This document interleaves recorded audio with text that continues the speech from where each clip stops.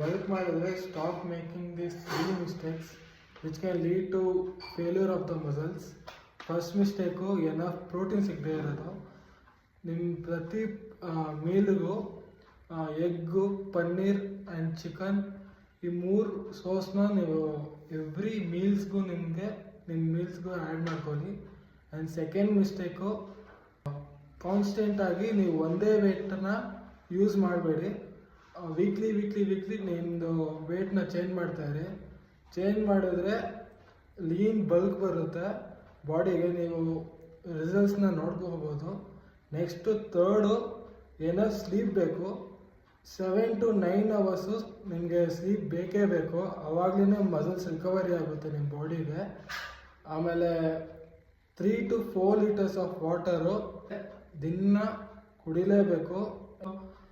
ನೀವು ಜಿಮ್ ಮಾಡಿದಾಗ ತುಂಬ ಬೆವರು ಬರುತ್ತೆ, ಅದರಿಂದ ತುಂಬ ವಾಟರ್ ಕನ್ಸಂಪ್ಷನ್ ಬಾಡಿಗೆ ಬೇಕಾಗಿರುತ್ತೆ.